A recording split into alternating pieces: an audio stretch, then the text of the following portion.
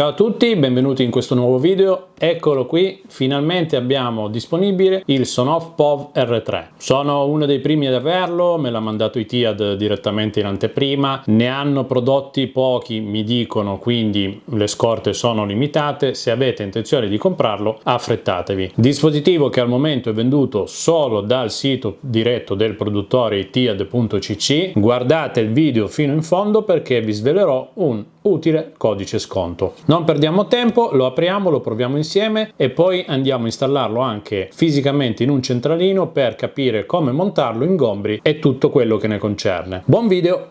Eccolo qui, Sonoff POV R3. Appena uscito. Se avete fretta e in fase di acquisto scegliete la spedizione con DHL, arriva in una busta del corriere, arriva in circa 4-5 giorni dalla Cina, protetto da questa sacca imbottita con tanto di scotch Sonoff. Attenzione perché se scegliete la spedizione con DHL verrà richiesto un pagamento di oneri dazi doganali di 22,50 €, quindi oltre al maggior costo di spedizione tenete conto anche dei dazi doganali. Bene, arriva nella sua scatola di cartone col solito colore. Subito vediamo l'anteprima del prodotto, compatibile con assistente Google, assistente Amazon, ovviamente pieno supporto ecosistema e WeLink. Caratteristiche principali: controllo remoto, controllo vocale, programmazione dei tempi e programmazione degli orari come al solito, controllo condiviso che può tornare utile, monitoraggio del consumo e protezione da sovracorrenti. Cosa fondamentale che rende questo dispositivo diverso dal precedente POV R2 è che supporta 25 A, ma ora vediamo se è effettivamente all'altezza di quanto dichiarano. Lo tiriamo fuori dalla scatola. Nella scatola troviamo un manuale veloce, il solito controllo di qualità della Sonoff e troviamo questi due accessori di plastica. Che cosa servono? Si montano qui dietro, dall'interno verso l'esterno, in questo modo. Sono dotati di sistema a molla per inserirlo su barra DIN. Per agevolare l'accesso potete anche aprirli, inserirlo sulla barra e poi agganciarlo.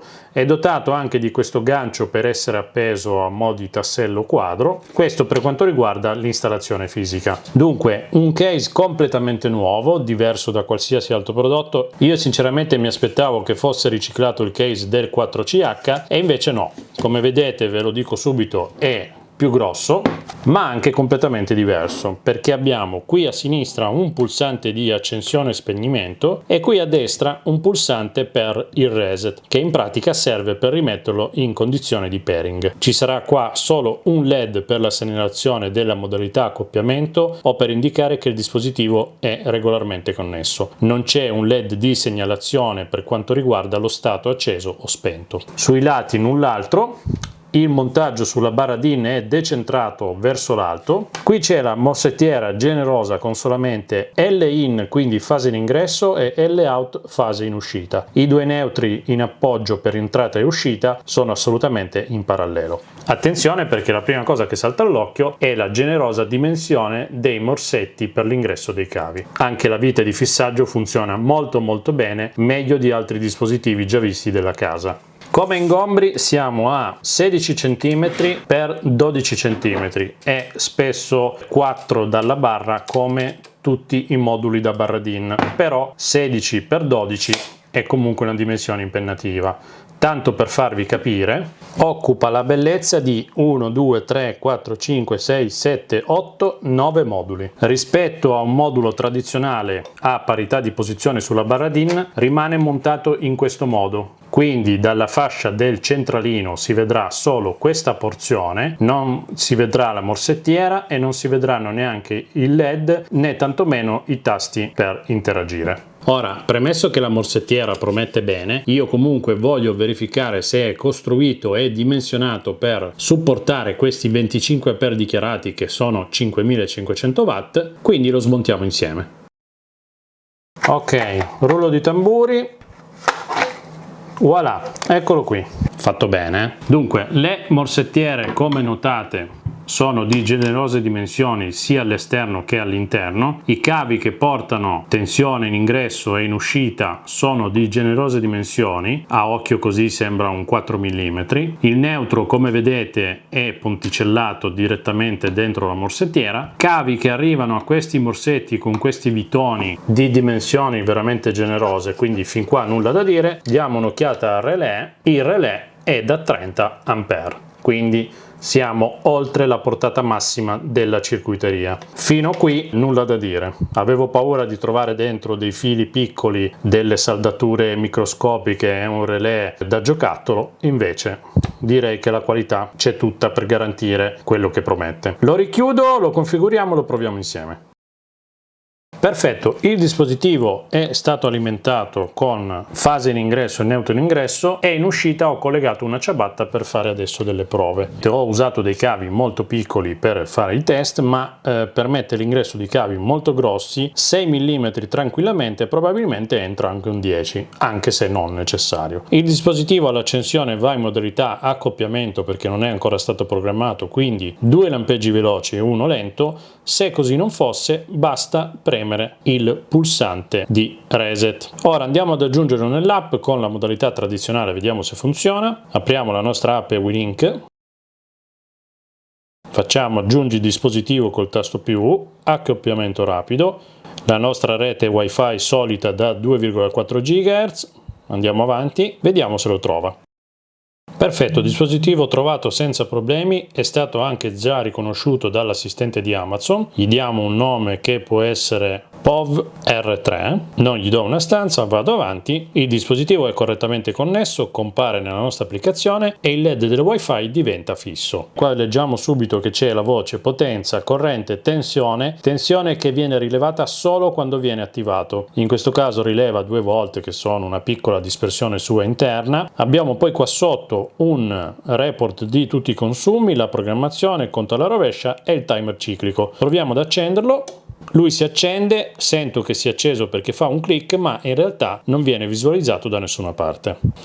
Diamo un'occhiata alle impostazioni, nome Power 3, versione attuale la prima versione di firmware 1.0.0 che è l'ultima, ma sicuramente daranno degli aggiornamenti, compatibile con Amazon, Google e anche SmartThings di Samsung, assegna posizione per la stanza, condividi. Ecco, condividi secondo me è un'opzione che può diventare interessante, perché io questo dispositivo, più che per un uso domestico, anche visti gli ingombri che dopo vedremo realmente in un quadro elettrico, io lo vedo più come un dispositivo per uffici, bed and breakfast, case in affitto, insomma situazioni particolari dove c'è l'esigenza da remoto magari di alimentare o disalimentare un locale, un alloggio. Questa è un'ipotesi che ho fatto, ma sicuramente, come già visto in molti tutorial, la fantasia dei miei iscritti è ben superiore alla mia, quindi troverete per lui sicuramente una collocazione utile e funzionale. Però, come dicevo, l'opzione condividi può essere utile perché magari possiamo condividere il dispositivo con magari un nostro socio o un'altra persona per dargli la possibilità di alimentare o meno quel determinato ufficio o alloggio. L'Un Control è l'opzione che conviene sempre lasciare attiva perché in caso di assenza del server WeLink comunque lui può lavorare all'interno della rete wifi se siamo connessi anche con lo smartphone. Allarme, dunque in allarme abbiamo la possibilità di impostare tutte le condizioni nelle quali deve intervenire.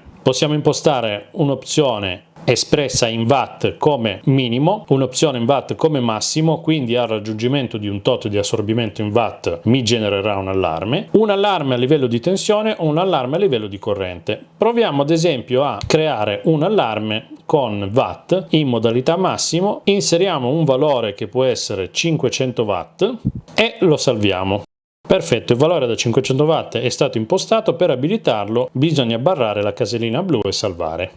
Notifiche push ci avvisa quindi se il dispositivo viene acceso, spento e tutto quello che succede tra lui e l'app WeLink. registri è appunto la memoria di tutto lo storico di quando viene acceso, impostato e quant'altro. Indicatore di rete e non è altro che la presenza del LED o meno. Stato l'accensione, come tutti i dispositivi c'è spento, acceso o ultimo stato. Io normalmente in tutti i dispositivi lascio ultimo stato perché mi piace che se va via la corrente, quando torna il dispositivo deve essere esattamente come era prima. Impostazione di inching è quella che ci permette di dare un'accensione temporizzata fino a 59 minuti e 59 secondi, quindi al massimo un'ora. Prezzo. Il prezzo serve per impostare il costo della nostra fornitura a kilowatt. Questo costo si può avere tranquillamente facendo il calcolo dalla vostra bolletta. Io so che il prezzo della mia fornitura è 0,20, quindi imposto 0,2. Bisogna usare il punto perché la virgola non gli piace. Salvo il parametro di 0,2 e lui finisce qui. Quindi se io lo attivo, lui che valore mi dà? Mi dà un'uscita, una tensione in questo caso di 231,65 volt, non abbiamo corrente, non abbiamo potenza. Ora provo ad attaccargli un utilizzatore per vedere cosa rileva.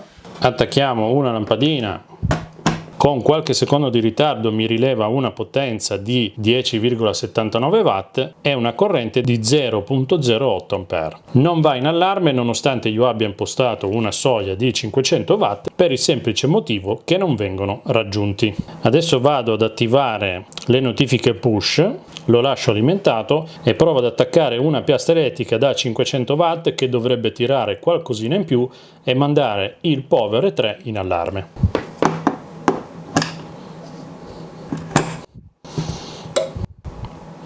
...539 watt, mi arriva la notifica che il dispositivo si è spento perché avendo io impostato l'allarme, quando lui raggiunge quella soglia si spegne. Vediamo cosa succede se stacco il carico. Non succede assolutamente nulla. Se lo riaccendiamo lui si riavvia. Finché non verranno raggiunti di nuovo quei 500 watt impostati, lui continuerà a funzionare regolarmente. Appena vengono raggiunti mi stacca il dispositivo. Se andiamo nel consumo, purtroppo l'ho appena montato, non ho uno storico di consumi da mostrarvi, ma posso farvi vedere che si può lanciare in tempo reale un monitoraggio per tenere conto del costo di un determinato apparecchio magari che abbiamo utilizzato, la stessa funzione che avevamo anche già visto nel video del POV R2. Programmazione, abbiamo le solite opzioni di accensione e spegnimento con le ripetizioni. Conto alla rovescia è per aggiungere un timer, quindi possiamo impostare fino a 23 ore e 59 minuti e decidere cosa fare dopo quel timer. Cosa cambia da questo all'inching? Che l'inching lo fa tutte le volte che lo accendete, il conto alla rovescia viene fatto una volta quando lo impostate. Vediamo solo un attimo se funziona correttamente con l'assistente vocale.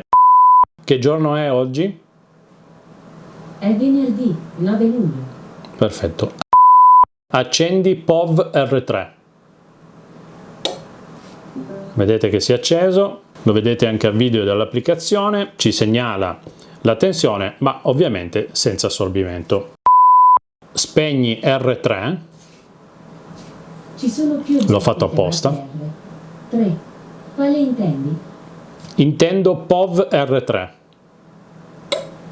e lo spegne. Quindi già dalla prima release di firmware funziona apparentemente tutto bene. L'unico bug che ho notato fino adesso ve lo faccio vedere, che andando nelle impostazioni, se cerchiamo di impostare un allarme più alto, tipo 4000 watt, mi dice potenza massima da 10 a 3300 watt. Questo secondo me è un piccolo bug di programmazione che verrà corretto, perché se supporta fino a 5500, secondo me bisogna avere la possibilità di avere un allarme almeno fino a 5000, non so, qualcosa del genere. Ora abbiamo visto come funziona, l'abbiamo provato, nessuna funzione particolare, quello che ci interessa è che supporti 25 A, però già in fase di misure e comparazione con i moduli abbiamo visto che ingombra parecchio. Vi faccio vedere come sta in un quadro elettrico. Dunque, qui abbiamo una situazione tipo che ho ricreato apposta per farvi capire. Questo è un quadro a 24 moduli, quindi 12 sopra, 12 sotto. Cosa vuol dire? Vuol dire che abbiamo la possibilità di ospitare 12 moduli singoli o eventualmente 6 doppi per fila. In questo caso abbiamo 4, 2 del tappo che fa 6 e 6, 12. Vedete che qui sotto abbiamo 5 moduli montati e uno spazio vuoto di 7. Vi ricordo che il nostro Sonoff POV R3 richiede 9 moduli. Per ospitarlo qui dovremmo liberare 2 posti, quindi in questo caso bisognerebbe prendere ad esempio questo magnetotermico e spostarlo qua sopra. Installazione che non sarebbe neanche corretta, perché per normativa bisogna tenere una determinata percentuale di spazio libero nel quadro elettrico, ma questo era solo per farvi capire in che situazione poteste trovarvi e che esigenze potrebbero esserci. Io ora libero il quadro, provo a montarlo e vediamo come rimane.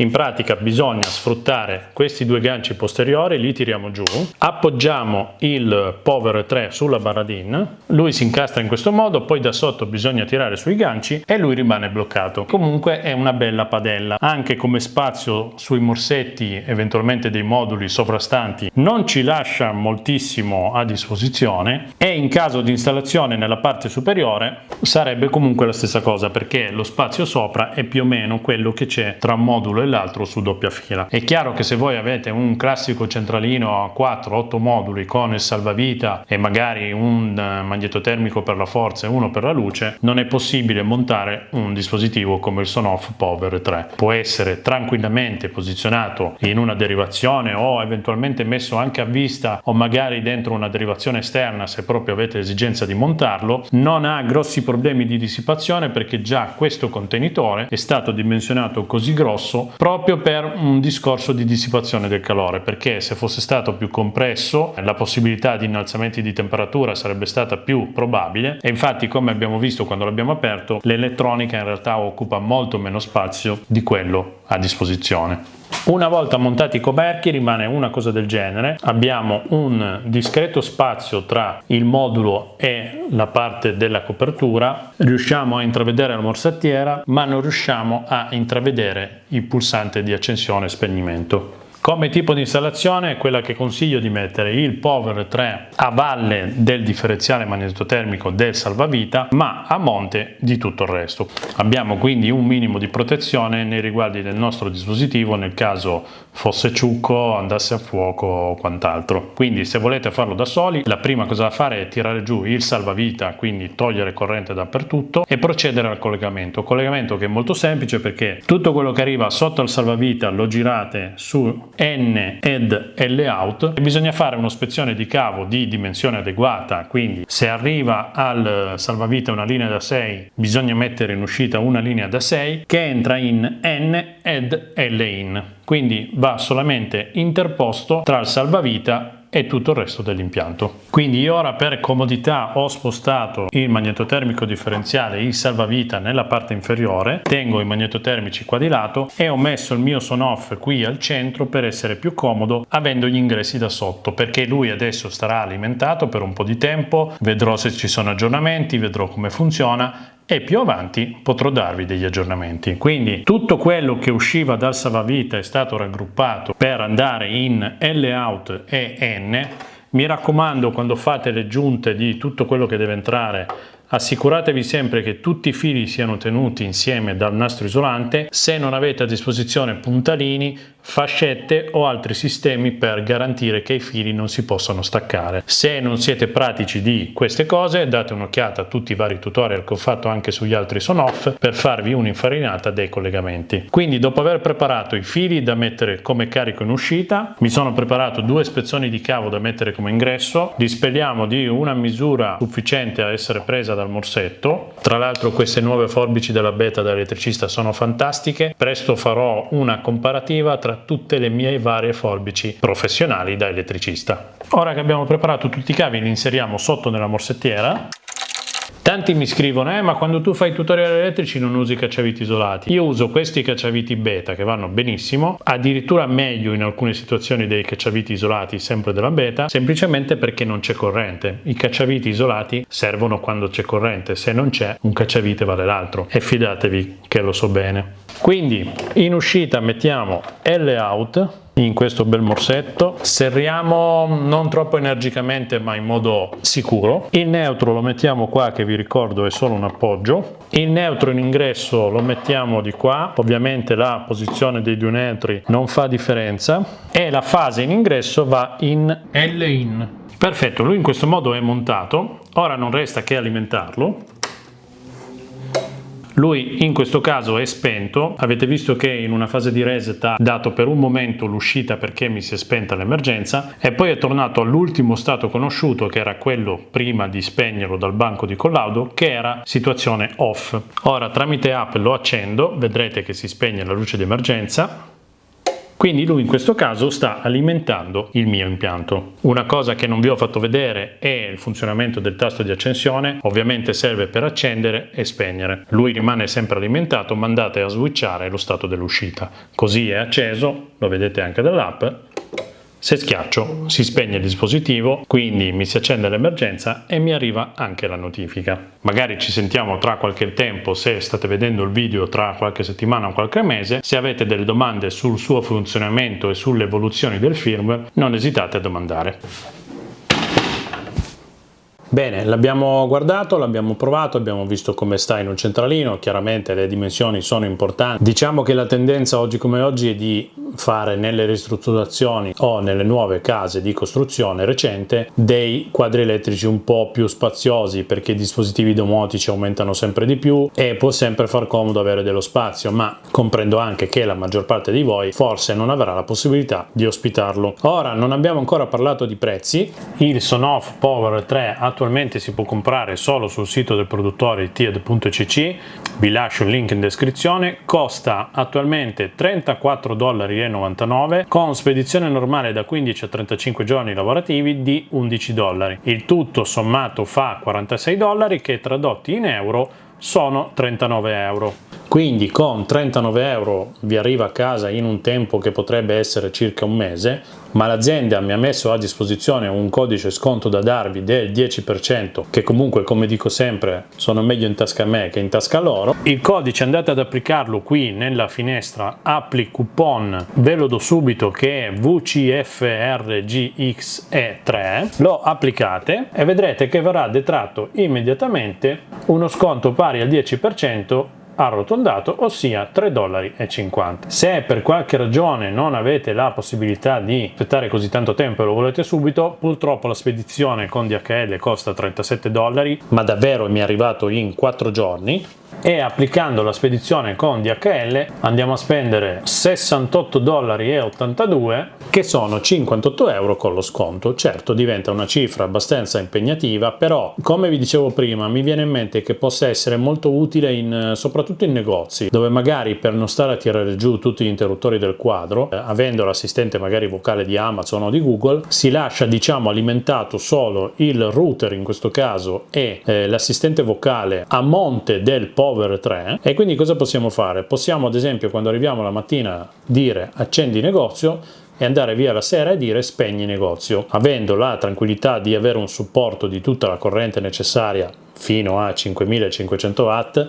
È chiaro che se avete una panetteria con il forno trifase il discorso non è fattibile, però potrebbe venire utile in molte situazioni. Oppure mi vengono in mente alloggi in affitto con formule particolari, bed and breakfast dove volete abilitare o disabilitare corrente in una determinata stanza, o magari dei dispositivi che dovete controllare da remoto, tipo, che ne so, delle lavatrici o dispositivi del genere.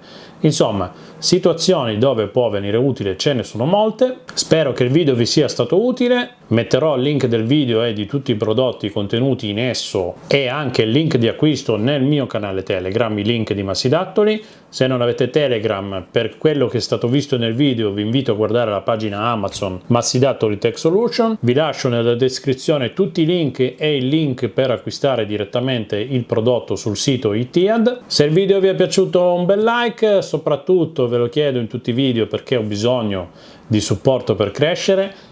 Cliccate qui sotto iscriviti che non costa nulla, facciamo salire di 1 il numero degli iscritti, ma con questa tua iscrizione spero di far salire il numero per continuare a realizzare video spero utili per tutti quanti, in modo da far crescere questa nostra piccola comunità. Io vi ringrazio, ci vediamo in una diretta del giovedì sera o nel prossimo video.